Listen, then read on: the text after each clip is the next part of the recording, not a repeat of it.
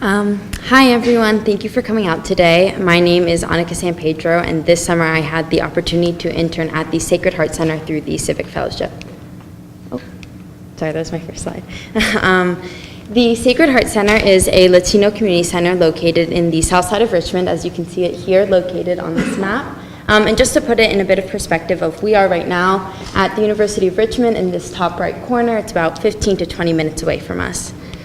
So just a brief outline of what I will be discussing today. First, I'm going to talk about the rapid growth of Latinos in the Richmond area, a few details about what I was up to this summer, and then a discussion on native language literacy, which was the focus of my academic component of the Civic Fellowship.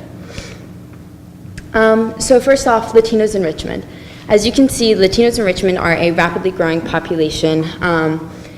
This chart demonstrates that Latinos were 1% of the Richmond County population in 1990, which then grew to 3% in 2000, and again to roughly 7% in 2014. So this presents a roughly a near doubling of the Latino population in the Richmond area in each of these time periods, respectively 10 and 14 years.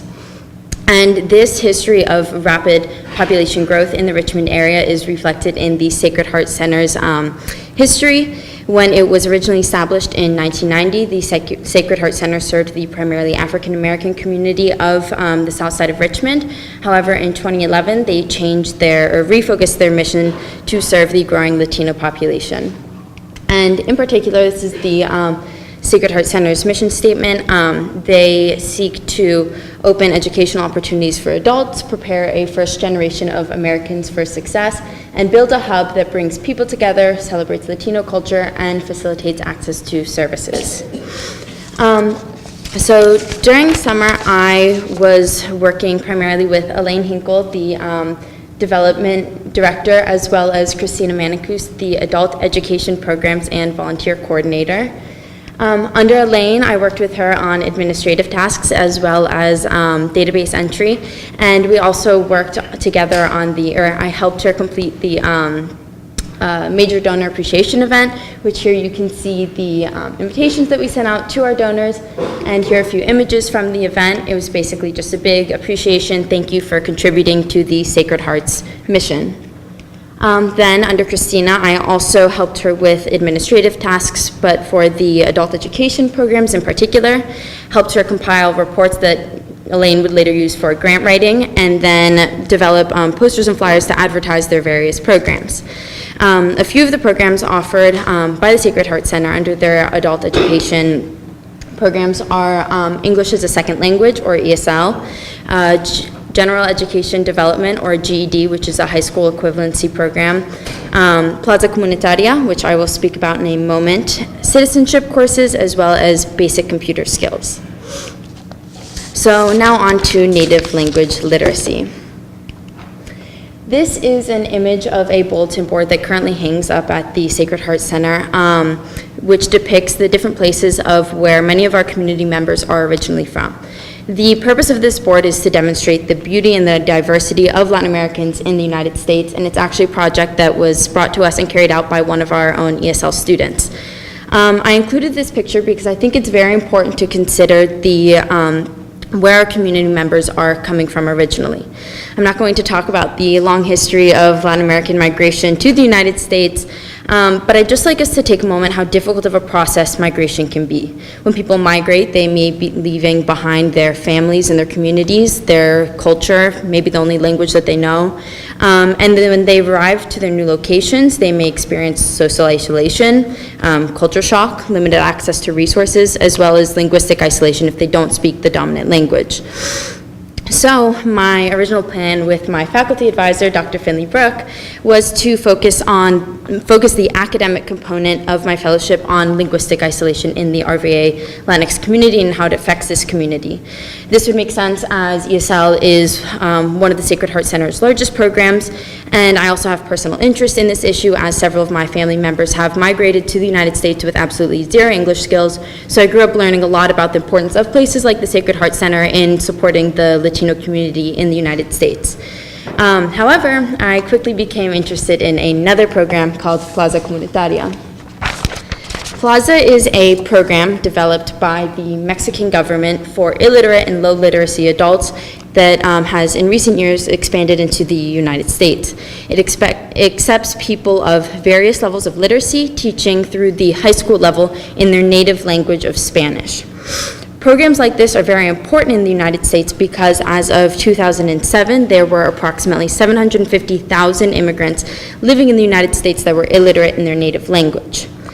Now, if we consider how non-English speaking immigrants are vastly dependent on their family members and friends for translation services, adults that are illiterate in their native language are even more vulnerable, as they cannot independently access written resources that are provided in their native language.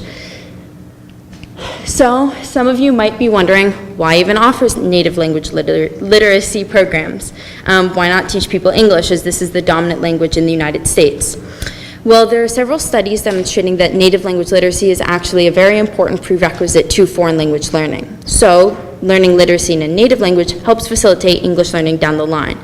And it also allows illiterate adults to access resources made available to them in their native language in the moment that they need them. However, one of the biggest challenges in meeting the needs of native language literacy students is shame. Shame inhibits help-seeking behavior as well as the learning progress of illiterate adults in any language.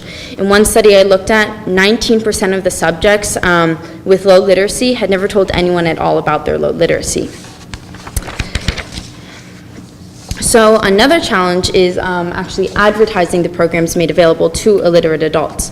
While they do advertise occasionally through a radio show, I believe it's every Wednesday, majority of the Sacred Heart Center's advertising is through posters and flyers, their Facebook page, their website, as well as word of mouth.